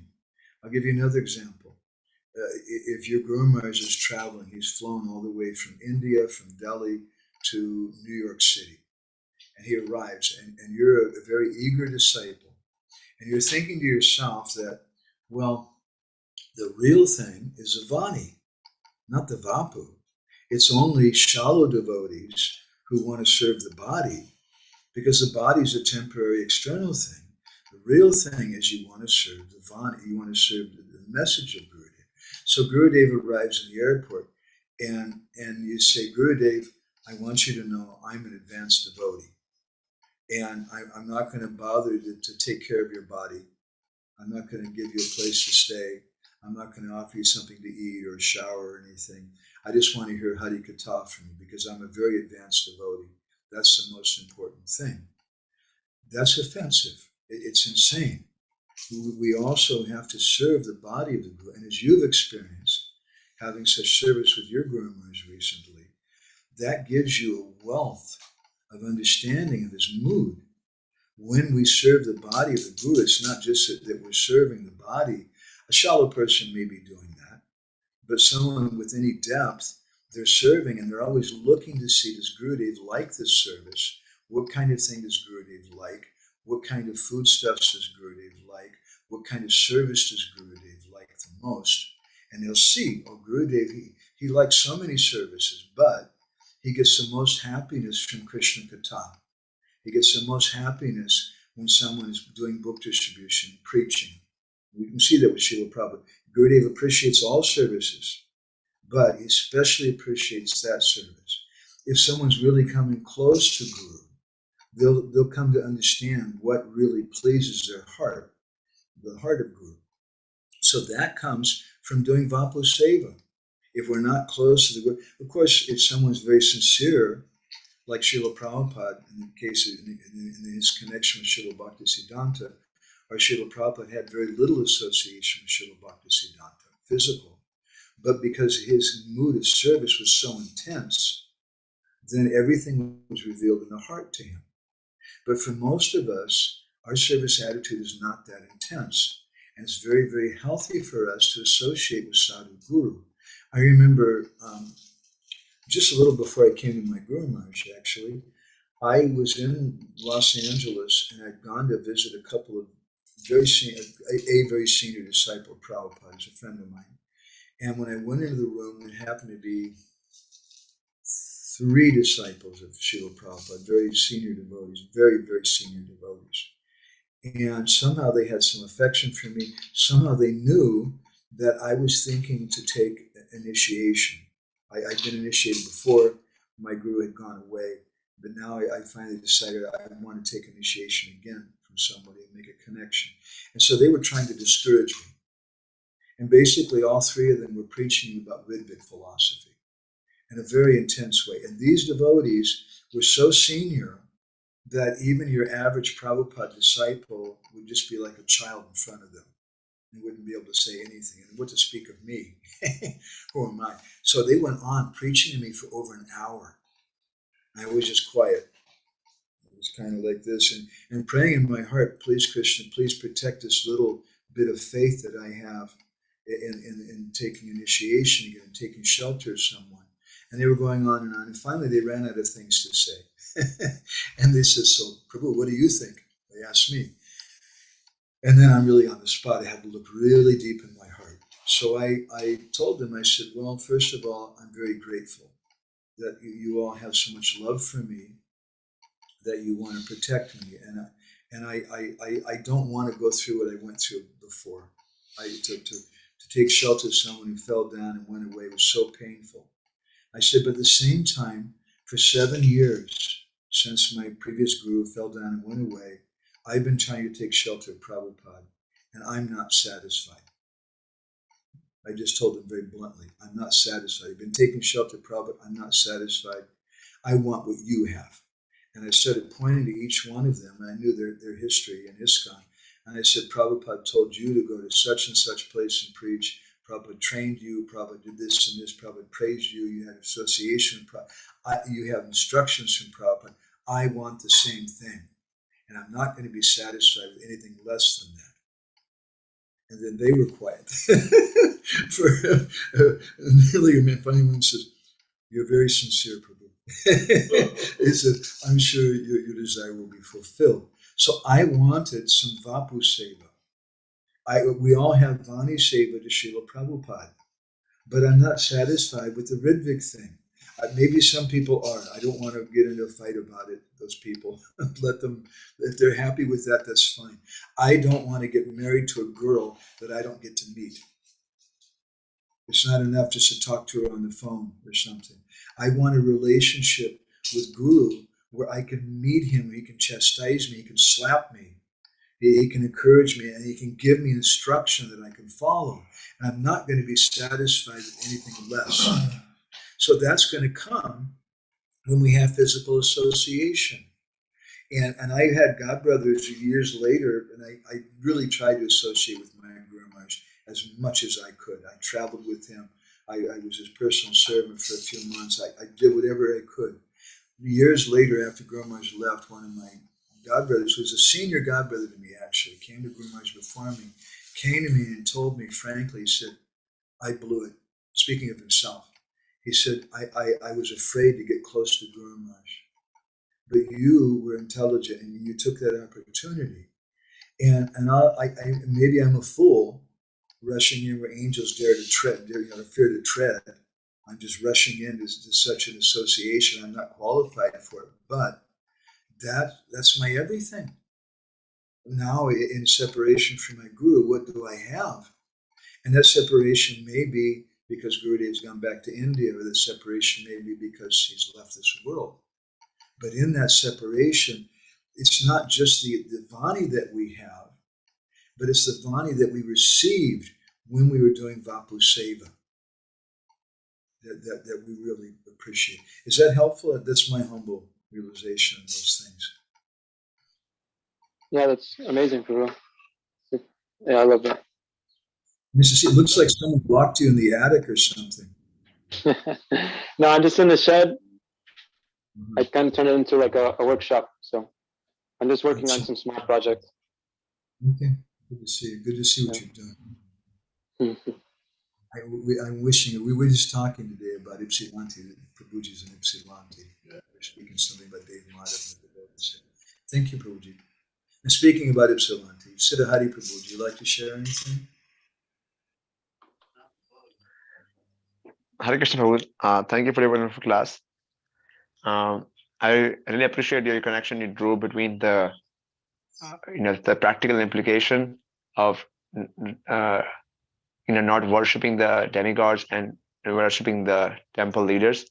I don't think it's the case of worshiping temple leaders. I think at least maybe in India, but at least in the West, the mood is quite the opposite. The idea is completely disregard them or throw them away. In the West, you throw shoes at them. That's what we do in the West. But still, is some. The pendulum is yes, because nobody's dependent on temple. Sorry, Prabhu. I just visited a few temples recently, and in 3 or 4 different countries, and there's still a few persons running around wanting everybody to listen to them and demanding respect like that. It still goes on something. Maybe not in America. You guys are too evolved. Yeah. Yeah. I think it's quite the opposite way. Like, you were saying that how the GBCs or anybody who's an authority, they should be able to have authority on the basis of love and not so much on the basis of the rule of the law. And I take this as a lesson for myself, because I'm not like, some like a deputy manager, like, I have played some leadership role here in the community. And it's very important that I learned from your class is to establish a culture of love. And on that culture of love is that I can at the farm or in this community. So I feel that's a very important point for me to learn from this session of yours. Thank you, Prabhu. Yeah, when I say demigod, I don't just mean to speak disparaging about the leaders, but it means me as a speaker. That's a kind of demigod. You go places and people want to give you prasadam and give you things. It means I'm a counselor. It means, I'm advising somebody. We have to be very, very careful when we're using, if we use bhakti to get some material respect. It's a very dangerous thing. And I think this is one point which I think is essential what Narottam is saying here, that you don't have to give that respect to those persons, even if they're demanding it. And it's not going to be an offense. They'll be pleased, ultimately, if you become a pure devotee. If you worship Radha Krishna, that's the best way to serve. It's the best way to serve your parents. Sometimes your parents say, I'm the demigod. I brought you into this world. I can take you out of this world. My father used to say sometimes, that's a demigod. But ultimately, even if they don't know it, they're going to be so happy if I become a pure devotee. Yes, Prabhu. But I have a question that, like, in regards to the GBC, you're saying we should still respect the GBCs. I mean, on one side, you're making a point there should be culture of love. And I feel that most of the current ISKCON management is very far off from an average practicing devotee, at least in the West. We don't see them in action. We don't see them playing any key role in regards to advancing Krishna consciousness. At least I don't see how to see their role. So that at the same time, we should also follow respect them and give them, follow their order. But presently, it seems to me they don't send any orders, and also they're not, like, they're completely non-existent in my life. That's what I was feeling. So then, they're becoming, in some sense, like they say, the old people become irrelevant. So, the ISKCON GBC is becoming totally, or authority is becoming irrelevant. For me, it's the local authority which matters. And I feel that's where I can apply your instruction. But internationally, I'm not really sure how that can play. Yeah, well, we should appreciate and respect everybody in this world. It should be a manina manadena. And if someone's a senior person in age, in knowledge, in social position, in money, whatever, I can give respect to them. But at the same time, they don't control my heart. I want to follow someone that I feel love for, that gives me some inspiration. And I hate to say it, I don't mean to be negative, but it's a little bit artificial, our culture that we have in our society sometimes. It's not like living in Vrindavan for some time, living in Jagannath Puri, you see what a natural culture is. where people every day they touch the feet of their parents, they go to the temple, they give donations to the pujaris, and it's a culture of respect, and there's a very, very deep culture around them. We don't have that so much in the West, and it's hard. We've artificially trying to do something. We have senior devotees who are really pushing themselves and spreading themselves very thin, trying to travel all over the world and be a GBC in so many different places. And really, being a GBC means they should be loving the devotees. And most of them that I talk to understand that.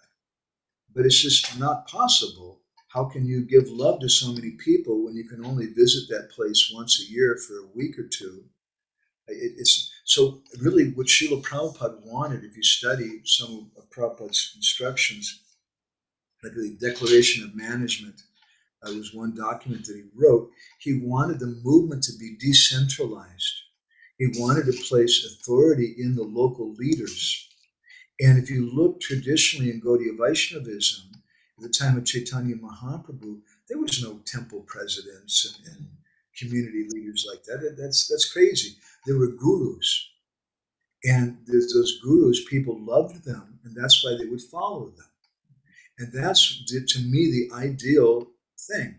Devotees should love Dev Madhav Prabhu. And he's a kind of guru. And they're Chilanti. And if you don't like him, then maybe you go to stay in the Bhakti Center in New York, or maybe you go open your own center or something. But find someone that you love, find someone you share their vision, who's a kind of guru for you. That's really the most natural thing. But just someone's a manager because they've been appointed by the gods, by the GBC, by divine, what is that to me? I'm supposed to like them just because they're officially appointed. It's not natural.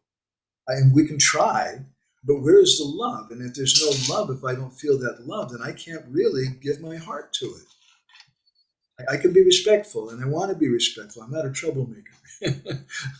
But I can't give my heart unless I really feel love for them. And it's not just that the GBC passed a resolution informing me that we have a new temple president, and therefore I have to love them because the GBC made a resolution.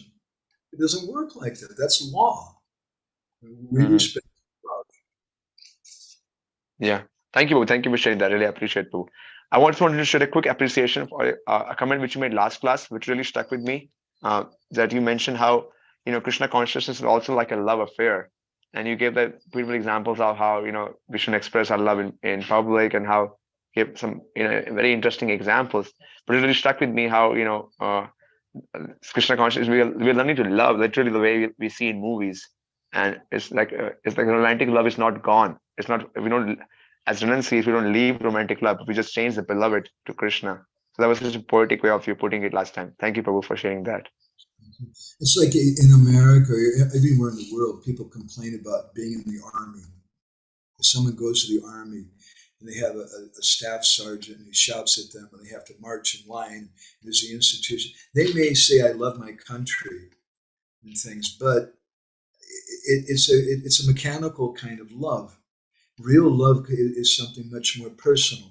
And it's a difficult thing for us in our society because we're joining the institution, and basically we have instead of a staff sergeant, we have a bhakta leader. And they tell us what to do and things. And it's just not really natural. But what can we do? This is the best situation we have. But as we grow older, as we grow more mature, we owe it to ourselves to associate with devotees that we love and that we have faith in their vision, like you're doing, I think, with Dev Madhav Prabhu. By the way, that package came already. I'm in Lithuania. It hasn't come in my hands yet, but I'm going to have it in a day or two. I lost you. Okay, Prabhu. Yeah, okay, Prabhu. Wonderful. Keep me posted. We also send a special gift for you there. You'll find out. Your smiles are very. Thank you. Let's see. Anil Prabhu is in India right now, and it's like really late at night. Would you like to share anything, Anil? Are you there? Looks like Gornitai Prabhu had to leave already. Anil, I'm going to go on. Maybe I know sometimes you have to go to a different room or something to have a good connection. Are you there? Hare Krishna. I can hear you. Am I audible? Yes. Okay. Prabhuji, thank you very much for the nice class. I mean, I was traveling, but I still try to listen. I was making some notes. I need to just go back to them. I wrote something. Yes. I was thinking, just like you have said this thing many times, that the society has to be run by the love, not by the law. So I was thinking, I mean, how it can be done. So one thought just came to my mind, that just like Goswami said, dadati pratiganati guhyam akhyati prichati bhungate bhonjate chaiva shatvidhi triti lakshanam. So these 6 things, if we can practice, so that is really like will be a wonderful thing to establish the principle of love in our society. I mean, I just. Yeah. Thank you. Gifts. I'll show you something. Where's my japa mala? Right here. Recently, I was in Ukraine with Bhakti Chaitanya Maharaj, and I was looking at his counter beads, and I said, Maharaj, is that Jagannath? And he said, yeah. He said, Madhavananda, let me give these to you. And I remember seeing his beads. He's had these counter beads for several years, little faces of Jagannath. Yeah, and Maharaj gave these to me, and wow, that's really special. That when someone gives you some gift, it's a special thing with the heart. When they share prasadam, they share some feelings from the heart. It's a very special thing. You know that in your connection. So at some point, I was having some kind of like a heated argument with our temple authority, and there was a matter. I really got really angry because there was something related to like standards of the society. So I asked them, I'm here for last 18 years. How many birthday went by? Did you ever give me even a thread on the name of gift? I asked them, on what authority we are saying that we are the Rupanugas. We are not following them. And that was that was really heartbreaking. I was crying out loud. I was not blaming them. I was not criticizing them. I was just like crying my heart out. I mean, this is not what we are supposed to be, and this is what we are supposed to be. Dadati pratiganati guhyamakyati prichyati.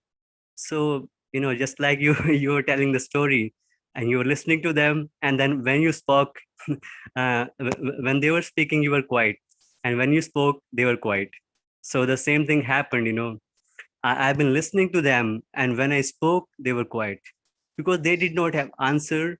They did not have like like hard to say that that why we are not doing it.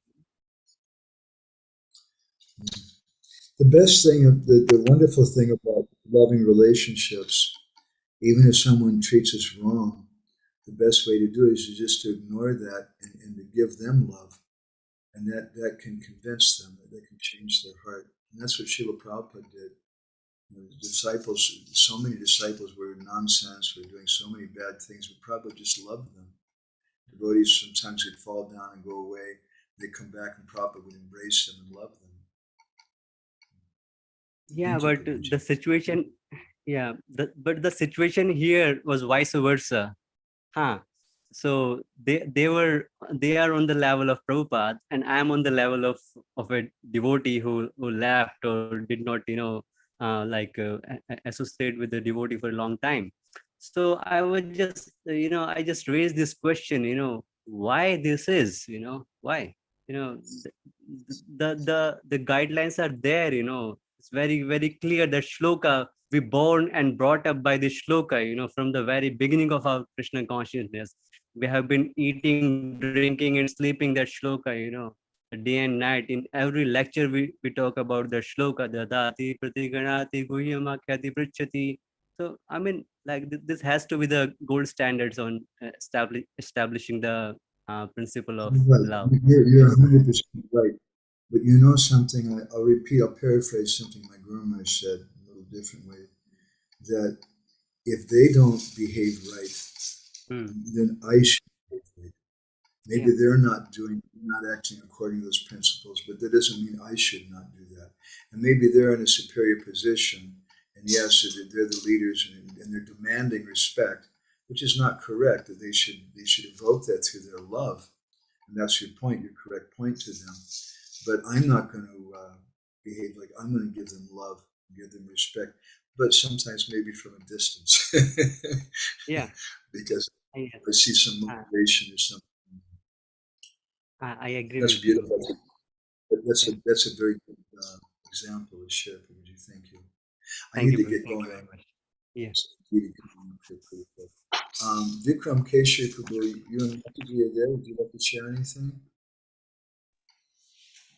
Hare Krishna, Prabhu. Nice to see you. Thank you very much for a wonderful katha. You said that Monday or worldly religion have tendency to become mechanistic. So I saw in my spiritual life, I have this tendency.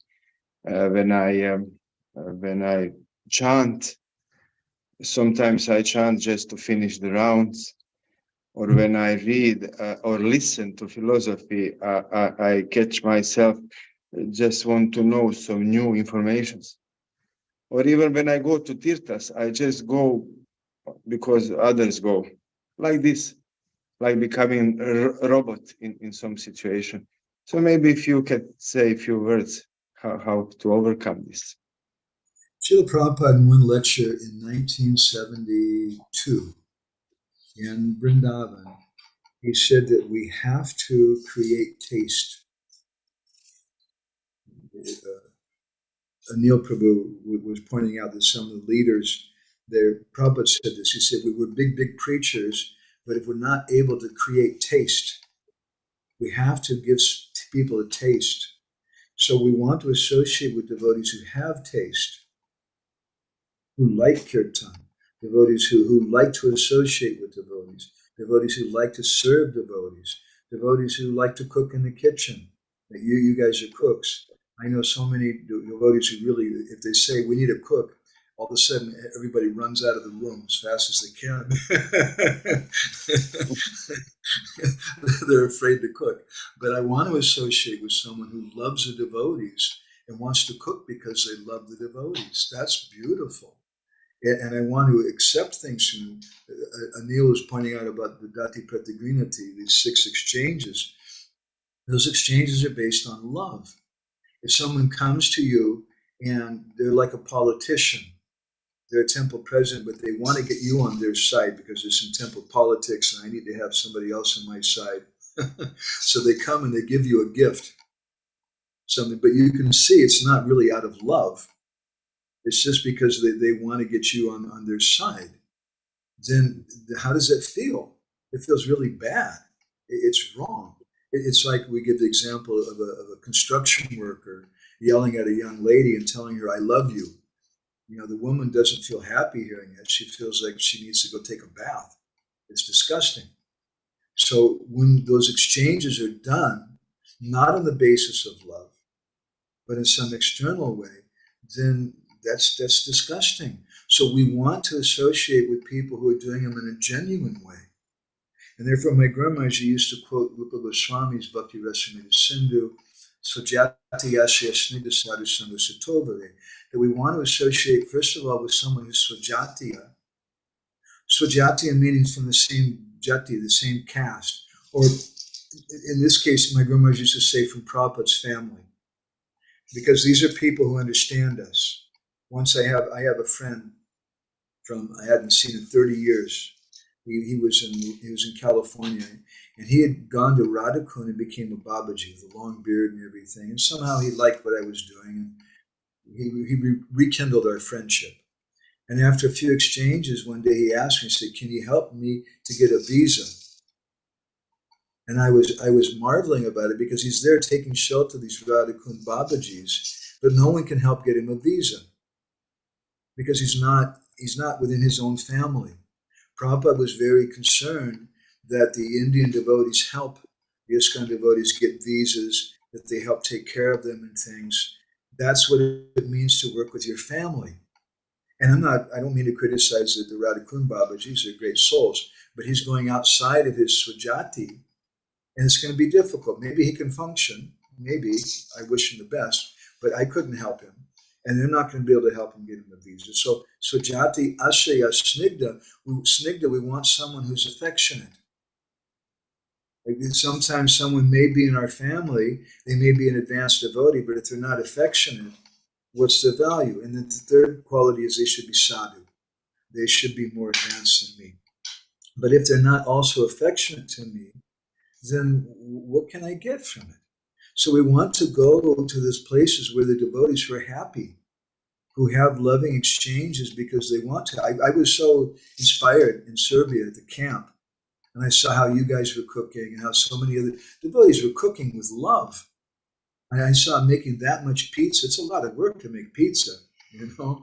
I couldn't take any for my diet, but I felt so happy seeing how much love they were pouring into that. They could have just made kitchery or something real quick and easy, but they made this thing because they knew the devotees loved it. And there's no motivation with it. They're not trying to, nobody's going to, I don't think anybody even mentioned who the cooks were hardly. There was no glorification, but they just did it out of love. That's the kind of thing I like to associate with. Those are the kind of gifts. I saw once someone came to my Guru Maharaj. I was in the room with a godbrother, and he came in and put a large amount of money down on the table and said, Guru Maharaj, here's a donation for you. And Guru Maharaj wouldn't take it. And he looked at him and he said, you're a householder. You need money. Can you do this? And my godbrother said, no, Guru Maharaj, really, I want you to take this. And Guru Maharaj said, really? It's okay? It doesn't cause you any problem? You feel happy? And the devotee said, yes, Guru Maharaj, I feel very happy. I want to give this. So Guru Maharaj is looking for love. He doesn't care about the money. But if someone's offering something with love, then we feel so happy to accept that. But if they're just doing it because, God, man, they told me I got to cook for the summer camp, you know. what a I don't want to eat that food. It's not cooked with love. You can feel it. You guys know. It's such an important thing. Is that helpful? Yes, it is. Mataji, do you want to share anything? I just wanted to say, when you said about worshipping the demigods, I remembered in 2013, I visited one astrologer, and then he told me, oh, your moon is weak, you have to chant this mantra every day, 3 rounds. Then he told me that your Ketu is very bad positioned in the 7th house, you have to chant this mantra also. And he gave me the 3rd mantra. And I remember a few years I was only chanting his mantra, I was not chanting Maha Mantra. Oh. And yes, I was completely in this. But I didn't realize that I'm actually worshipping the demigods through this mantra, that I'm completely neglecting the person who is above them, and that is the Supreme Personality of Godhead, Lord Krishna. And gradually, I started to realize what is happening, and then I started to chant Hare Krishna, and then I get rid of that fear that something wrong will happen to me if I don't chant those mantras. And I'm so happy now that I'm only chanting Maha Mantra and stopped with this worshipping of demigods through these astrological mantras. Yeah, that's a beautiful comment. Thank you. Yeah, Krishna Kun's thanking you for that. I really, really appreciate that too. It's I see a lot of people, and what they'll do next, they'll say, you should wear a stone. Your moon is debilitated, so you should wear a pearl. And it just so happens I'm selling some pearls, and and you can buy a pearl from me also. And it's for a non-devotee, it may be helpful. But dharma brata tyaga hutadi sava shubha kriya samyamapi pramadaha. The 7th offense of the holy name is to consider that I can do some dharma, some brata, some tyaga, I can worship the demigods, and that's going to help me in my bhakti. Once you take an initiation and you're chanting the holy name, you're in a different category. And I just can't, I respect those things, and sometimes we use them for information, especially that I think they're good for marriage. They can be good sometimes to understand the period of life that we're in. But I'm not into chanting. And even they say, but Prabhu, Lord Ramachandra chanted this mantra. It's in the Ramayana, something. I'm sorry, that's not what my guru gave me. My Gurudev gave me a different mantra, and I'm going to take shelter of that mantra. And if it means I'll go to hell, if it means I'll suffer a terrible Rahu period or whatever, then let me suffer the Rahu period. But I want to just chant my Gurudev's mantra. That's my conviction. I'm a fanatic. But I think our acharyas are also fanatics. Thank you. So I wonder, Mangala Prabhu, you want to share anything? Oh. Or Mother Kalindi, do you want? Maybe you can come over here. And then Lila Purushottam. So I just wanted to ask you first, because in Lila Purushottam, we can chastise you afterwards if you say something wrong. Yeah, okay, you are correct. Yeah, actually, my biggest impression was that you said that, the temple person cannot stop you from worshiping Krishna. And, it's like, sometimes even the guru can do it, It's a bit controversial, but, I have, like, this kind of experience, that if you have this desire, sometimes, this was my, deepest impression that nobody actually can, if you have this desire, to stop you from worshiping Radha. Even our guru can't stop us from that. But it's quite controversial, but, yeah. Sometimes some guru, like we see in the case of Ramachandra Puri, he was going and he was stressing the law more than he was love. I mean this. And trying to get Chaitanya Mahaprabhu and other devotees to give respect to him, and indirectly indicating that what is this worship Radha Krishna, just take shelter of that, you should give respect to me because of the law, and that's wrong. I mean this case, it's real case, this case, Guru push the law. Yeah. I mean this not like generally, the Guru, of course you have to respect the Guru, but in the case, even as a disciple, sometimes you have to discriminate, not blind following. Well, we see in the case of Bhishma Dev, when Parshuram tried to tell him that he should marry, God, what was her name? Anyway, Yeah. What? Amba, that he should marry Amba. Bhishma Dev refused. And it's a very interesting thing. He spoke this verse, Guru Apyapiliptasya, which is a famous verse, that if the guru is telling you some nonsense thing, you don't have to follow it. And he rejected his guru. But if you read in the Mahabharata, he was going every day, before he fought with Bhishma Dev, he fought for several days, and he would go to Parshuram. Bhishma Dev would go to Parshuram and say, Gurudev, can you give me permission to fight with you today? And then he was using the mantras that he'd gotten from his guru. It means he didn't reject those mantras. And then finally, how as the fight stopped, the demigods came to them and said, you're doing an offense to your guru. Now, he'd already rejected his guru.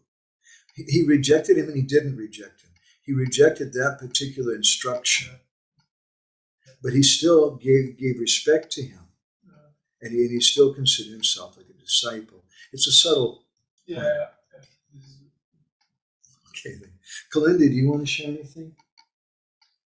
You got to speak loud. Can I put the camera on you? I just was thinking about, you mentioned that this relationship should be based on love, actually, on love. And just one example came to my mind that there is one, he's a sannyasi. Previously, he has been brahmachari in ISKCON, then he left the ISKCON.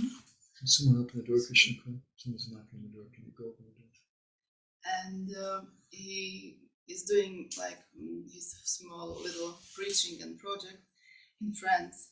And when they have some new devotees coming, the system is not that there is one like leader or authority or something, but the new bhakta, he is guided by one devotee. Like every bhakta has his own like older devotee who is teaching everything from beginning. It's not like like a uniform bhakta program or something like that. So and they have a real relationship. Wow. So that maybe also system in the future for us. Yeah, I mean, there's good systems. Systems are not bad. Systems can be good also. That sounds like a good system. But of course, it'll fail if there's no love. And then it's going to become mechanical. But that's really good point. It's more personal and really like one devotee has his own older devotee, and there should be trust, of course. Thank you. That's my idea. Yeah, Leela Purushottam, do you want to share anything? We'll wrap it up. Hare Krishna. Yeah.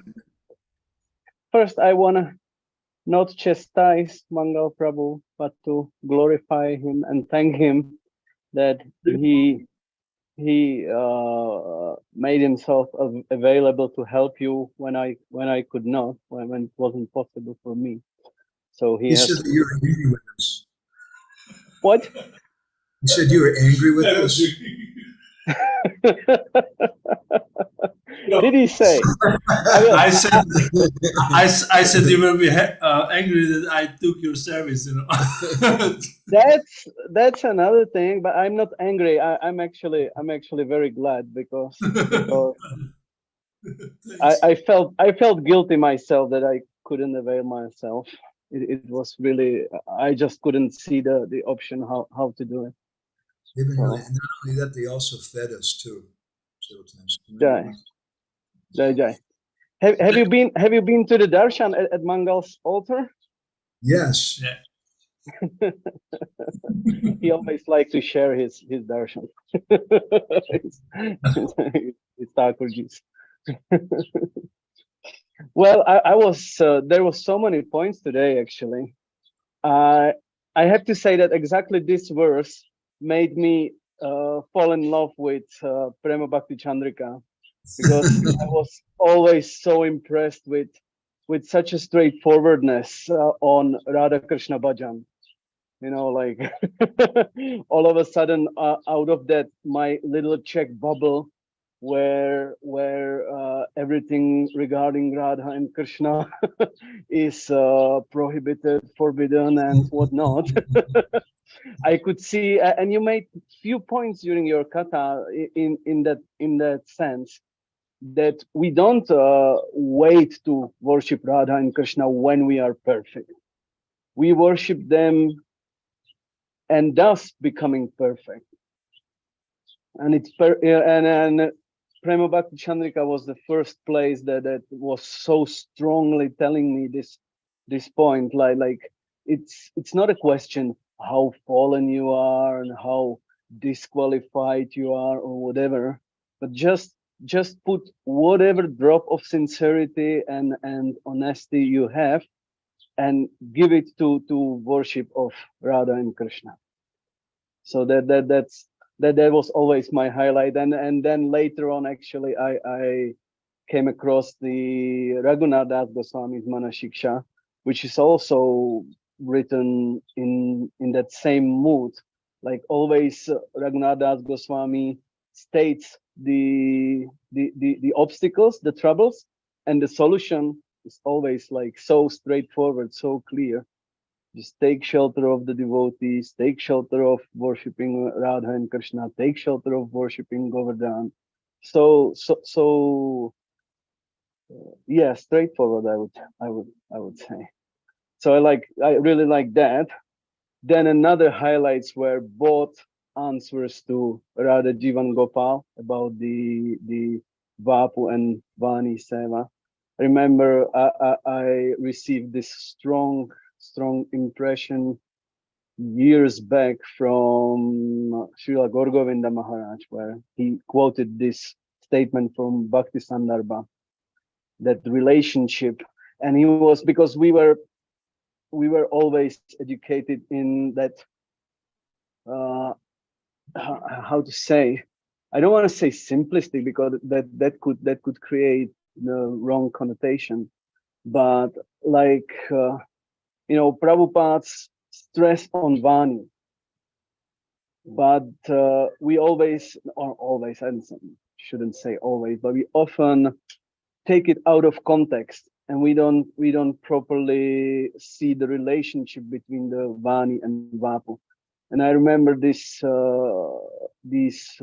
words of Srila Gauragovinda Maharaj, where he quoted actually Jiva Goswami, that on the strength of the faith that you gain during the Vapu, during the physical presence of Gurudev and personal service, then you gain enough faith, enough strength to continue faithfully serving the Vani for the rest of your life, even in the times when the physical presence of Gurudev is not available anymore. So that's that I really liked Radha Jivan Gopal's question and the whole answer, the discussion. It reminded me one thing that Indra Prabhu quoted often by Bhaktisiddhanta Saraswati. He said that if you're not interested in personal association with the Guru, personal service of the Guru, then you are the first class candidate for being cheated. This is really good.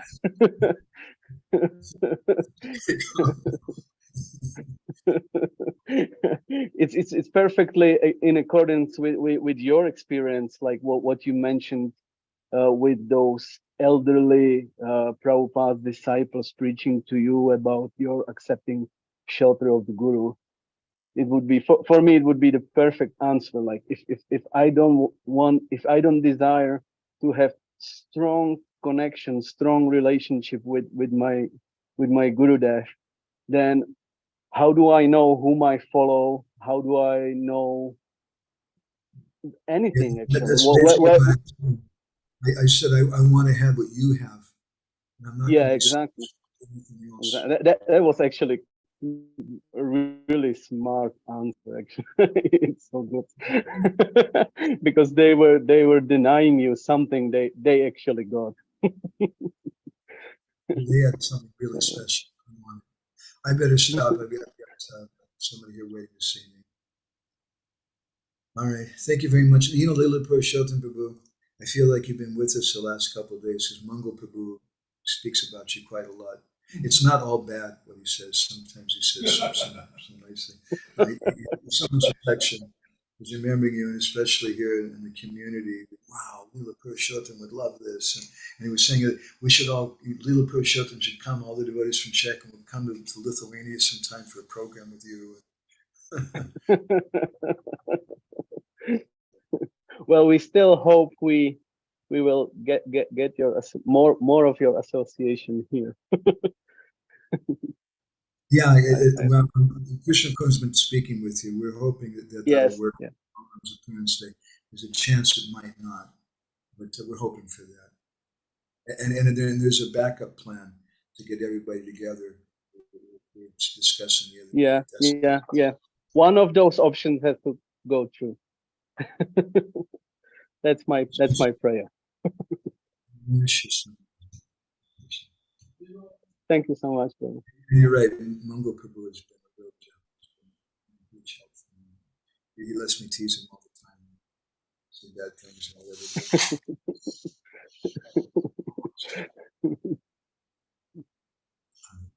Grantada Srimad Bhagavatam ki, Narottam Das Thakur ki, Srila Prabhupada ki, Prema-bhakti-candrika.